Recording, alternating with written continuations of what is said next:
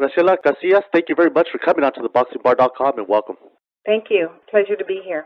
Graciela, first of all, were you born here in Ventura County or where were you born? Actually, I was born in Bellflower and lived in Norwalk for the first probably decade of my life. And then at the age of 10, I moved to Oxnard with my family. I pretty much was raised here in Oxnard, went through elementary school here, junior high school, and high school. And what was it like growing up here in Oxnard for you? Well, it's a lot different than it is now. A lot less people. It was nice. I attended all the local schools, and there wasn't a lot to do for young people at the time, so most of us went to church or participated in church groups, and that's what I was doing when I got introduced to the martial arts. Were your family, were they pretty religious? I wouldn't say they were very religious, but they were very strict, and both of my parents came from Mexico, and I grew up with 8 brothers and 2 sisters, so it was a big family. So the young ladies in the household did not get to do a whole lot, so one of the things we did was, I belonged to one of those church groups, like a youth group, but my mom went to the church in the Colonia because it was offered in Spanish, and she was Catholic, so I would say they're a very spiritual family, but not very religious. Like you said, was it the traditional Mexican family where the men do their thing, the women consider to be, stay at the house and clean and stuff like that? Was that how it was around your house? It was not so much stay at the house and clean, but no, we didn't get to go hardly anywhere because they were strict and protective and, fear that something would happen to you. So the only thing we were allowed to do was participate in this youth group, and I went with several of my brothers. And it was there that one of the priests asked if it was okay to bring a martial arts instructor to teach us some self-defense. And that's how I started, and then eventually that took me to boxing. Like you said, you got into boxing there. Were you a sports kind of girl? Were you athletic at that time? Not at all. I didn't think I'd had an athletic bone in my body. I had never done any sports. But I guess it just came natural to me, and I started training in Taekwondo, which was the art that was offered at the church. And I just felt like it was a natural thing for me to do, and it was something that I could do that I had access to. But prior to that, I was never really athletic. And what was school life like for you at the time, growing up, junior high, high school? What was that like for you? Like a lot of kids, it just depends. I was kind of shy, and I know in junior high school, I had a situation where I was jumped by a bunch of high school kids, and after that, that kind of also contributed to me taking this class, because my brothers were, that's not going to happen to you, and you're going to learn how to take care of yourself. So one of my brothers, took me in the backyard and showed me some moves and a few things that would help me, but that also sparked the interest, and that's why my mom was in favor of me taking this class. But other than that, it was just average junior high school, Haydock Junior High, and it was a different time then because I'm a lot older. So it wasn't as, I want to say, intense as it is today. The worst thing that could happen is that you got socked. Today it's a whole different world out there in terms of, the violence. Oh, yes, it is, and especially here in Oxnard. And I know one of your older brothers, Jaime, and I know he helped out a lot at the La Colonia boxing back, around the 80s. And was he the one that took you out there and kind of showed you some moves? Actually, no, Jaime, because when he was doing that, I was traveling the world fighting. It was my other brother a year older than him. He had just come back from Vietnam, and it was my brother Arnulfo who was the one that was giving me my lessons. And it's really ironic because decades later I ended up teaching him, giving him martial arts lessons. But he initially helped me between him and my father. My father was always a big boxing fan. You said you were introduced there to martial arts through going to the Catholic school. Did it attract you to keep coming back after that? Oh, absolutely. The first day I started, I took a lesson, and our instructor, Juan Gonzalez, was a very hardcore trainer. He was very disciplined. He made us wear army fatigues. He drilled us. He was like a drill sergeant, and I don't know, I just liked the discipline right away. I thought, wow, this is really cool. I like the discipline, and I like the fact that finally I was doing something that I could actually be good at, because when you're not exposed, and you come from a family where we didn't really have money it wasn't like we were going to take skating lessons or dance lessons. There was nothing for us. It was, clean the house and do good in school, and and that was it. So this was the first physical activity I had ever been introduced to that came very natural to me. So it just kind of increased my desire to want to learn more.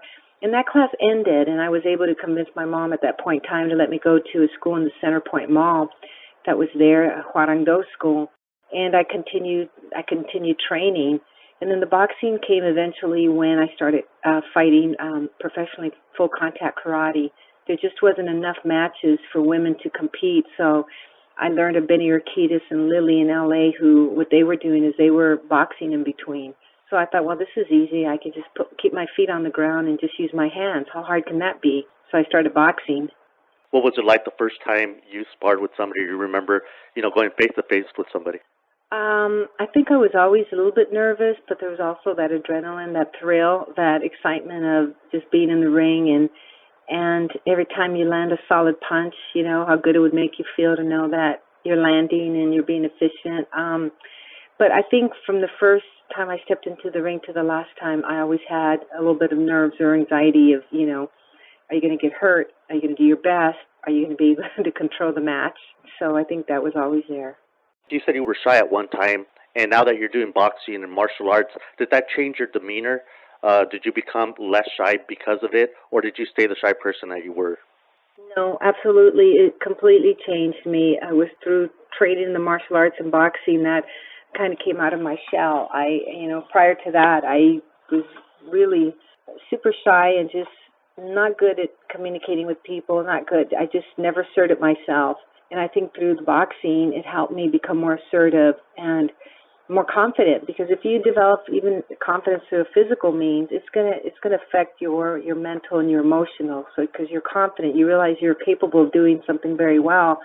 Well, that's going to apply to the other aspects of your life, and so it definitely changed who I was. And I always say, kind of perceive the world through the eyes of a martial artist. And to me, boxing is a form of martial arts, so I always include it.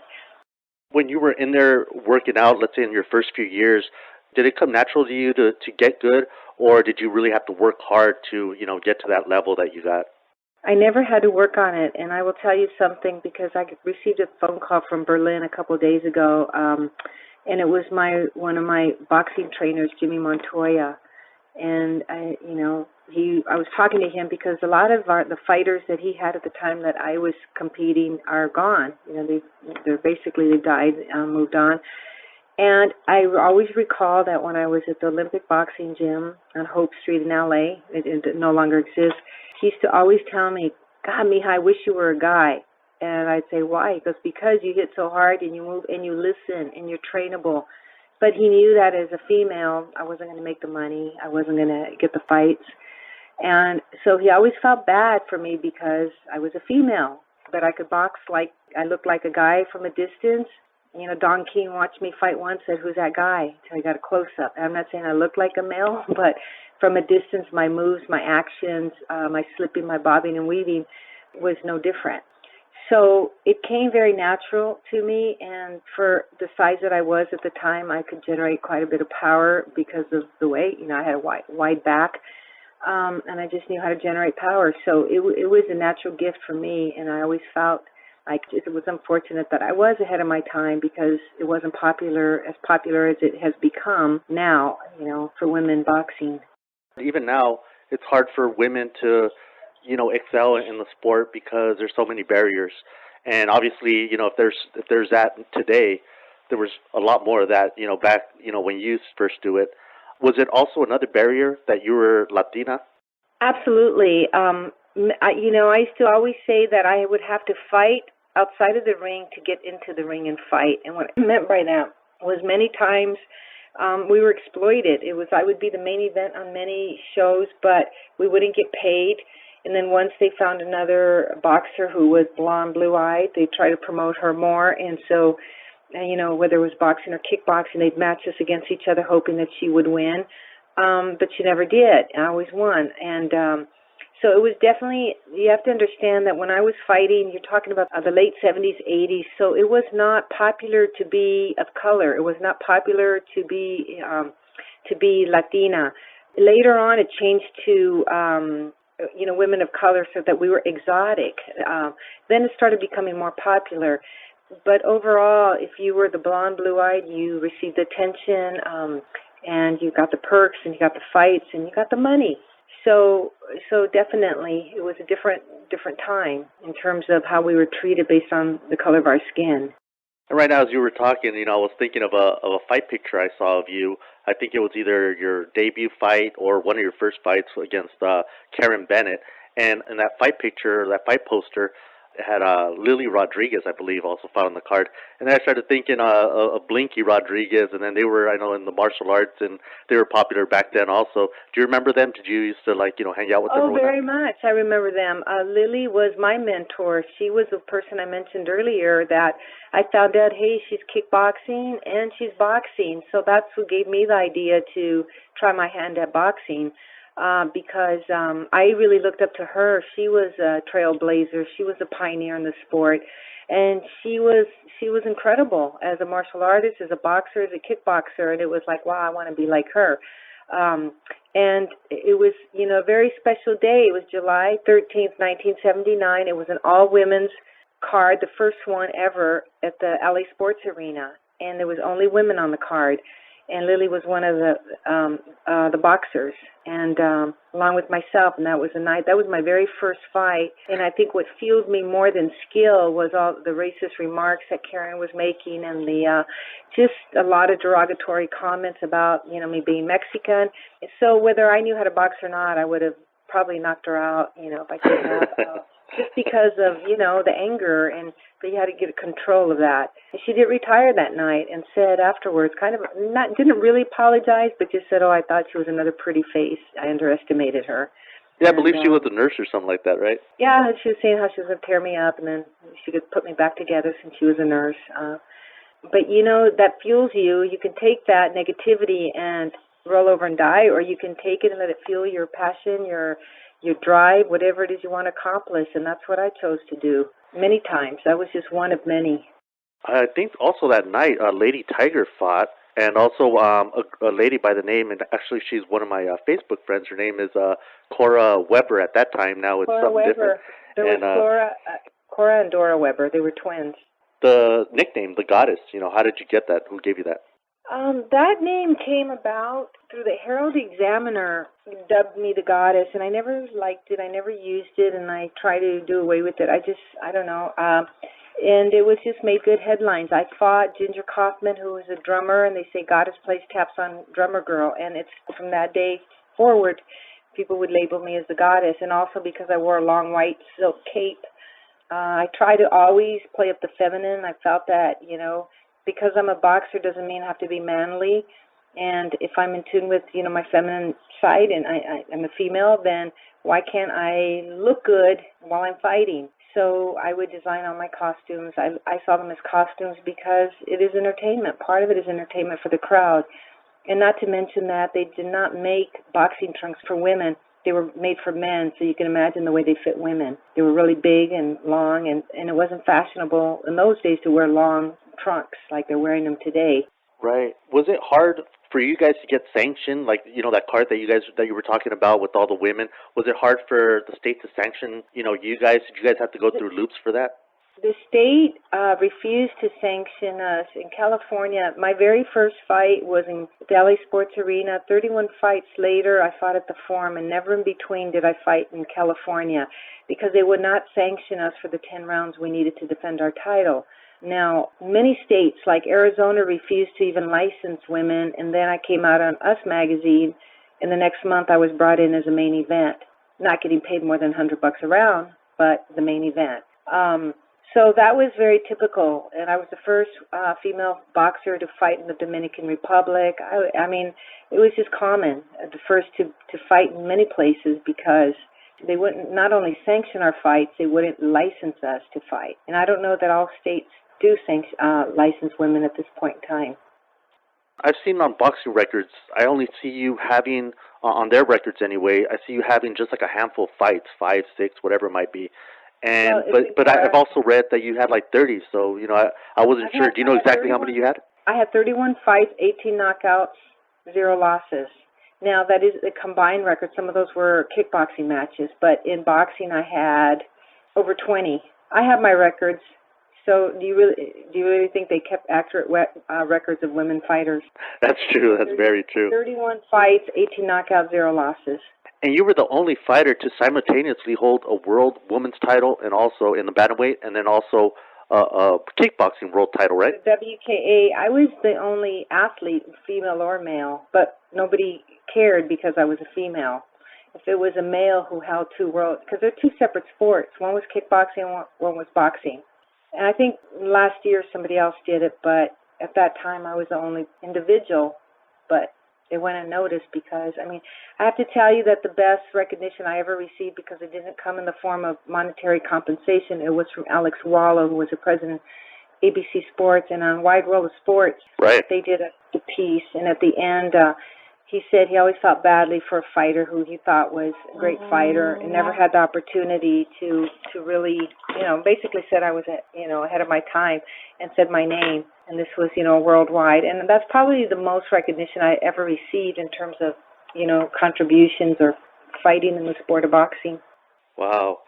A lot of us just watching kickboxing and boxing, we would figure, all right, the only difference is that in kickboxing you get a kick and use your legs as a weapon. But is that the only difference, or is there a bigger difference in, what we see? That's a simple way of looking at it, but can you imagine 4 weapons coming at you instead of 2? Can you imagine? Really, it's more than 4 because it's your feet, it's your knees, So in a simplistic way, yes, that's the only difference, but it depends on whose rules you're fighting by, whether elbows are allowed. So instead of, you're using a boxing glove, but you're also using elbow strikes. So you're expecting a straight cross, and all of a sudden you get nailed with an elbow or a knee, and all the different types of kicks. So it's a little bit more complex, but yeah, if you could look at it that way, and that's the way I looked at it initially. I just have to keep my feet on the ground to box. Kickboxing is much harder. To me, kickboxing is much harder than boxing, more complicated, but boxing is more dangerous, in my opinion, because boxing, the range is different. And if you go based on range, kickboxing, you could stay in an outside range and not get hurt as much. In boxing, you're either going toe-to-toe or you're within an intermediate range or going to the body. So you're going to sustain more injuries in boxing than most likely in kickboxing. Do you think it's important for women to know self-defense or know some kind of self-defense in today's world, with all these sexual assaults and all these bad people that are out there? You think it's good for them to learn some kind of, technique and somehow to defend themselves? First of all, I want to say that it's sad that the question needs to be asked, but I will respond to it. Absolutely. I think that no different than we're educated, that we learn how to read and we learn how to write and we learn how to do math. We should learn how to take care of our own bodies and protect them, and it's so neglected. When we think about it, in this lifetime, the body that you're in is the only body you're getting. And if you don't know how to take care of it, and I'm not talking about, knowing how to eat properly and take care of yourself, but protect it from a violent attack, then where will you be? So I think that it should be no different than learning how to brush your teeth. You should be able to take care of yourself. You should be able to protect yourself. You should at least have the opportunity to learn something that will increase your chances of surviving an assault situation. And I think it's sad that women think that, okay, I went to a workshop 3 years ago, I'm good to go. I know, I went to a workshop. They fail to realize that it's a physical skill. So just like learning how to dance or skateboard or play pool or do anything else, it takes repetition and it takes time investment. And we'll invest a lot of time learning how to do salsa moves, but we will invest very little time learning how to protect the body that's doing the salsa moves, if you know what I mean. I think it's very important. And by the way, I do have a martial arts school, 940 South A Street, Casillas Martial Arts, and we offer classes, combat fitness, a couple of nights a week. It's a good workout, but it's preparing your body for combat, for the fight, because learning how to defend yourself is not enough if your body is not prepared to sustain, the trauma. Somebody punches at you, are you going to roll over and die, or are you going to be able to fight back because you're strong enough to fight back? So that's a topic that I could talk on for hours, so I'll just say that, yes, I really think that it's important that little girls learn how to defend themselves, and little boys, because little boys get bullied as much as little girls get assaulted. So I think it should be part of everybody's tool bag to know what to do. And as grown-ups, you should know, because even if you think you're tough enough, you're a boxing world champion, and now you're retired, you can handle yourself. Well, what are you going to do when you walk out from a restaurant with your wife or your child and somebody comes up to you with a knife or a gun? Can you protect yourself and protect them in the process? So a lot of questions to ask, and all of that requires training and an awareness that none of us are invincible. There's always somebody stronger, there's always somebody smarter, and there's always somebody that has more skill than you may have. So I think training is important, and everybody should do it. And I was going to ask you for a message to give out to all those women that are thinking of getting into sport, getting into some kind of self-defense class, or doing any kind of combat sport at all. I was going to ask you to give a message to them, but I think you just answered that in a whole lot of words. Great, Graciela, thank you very much. I will add one thing to that, and that's for them to be careful, because be careful who your trainer is, be careful who your manager is. Pay attention, because you can get used, you can be thrown to the wolves. Make sure that whoever you're working with is looking out for your best interest, and make sure that he really knows what he's doing, because the cage is very different from the boxing ring that I was in or the kickboxing ring. You're using, almost no gloves, and the damage is a lot more severe, and, the consequences are a lot more severe. So, make sure you're in the ring for the right reason, and it shouldn't just be for a big payday. Because what's the point of making a lot of money if you can't enjoy it? So that would be my message to young ladies contemplating becoming a fighter in any arena. Well, you're a real pioneer, Graciela, and I thank you very much. I feel very honored to be talking to you and finally get to talk to you and get to know about you and everything you've accomplished and done. I thank you very much for coming onto theboxingbar.com, and maybe one day you'll be able to come back on and let us know a little bit more about your days in boxing. Anytime. Thank you so much for inviting me. Thank you.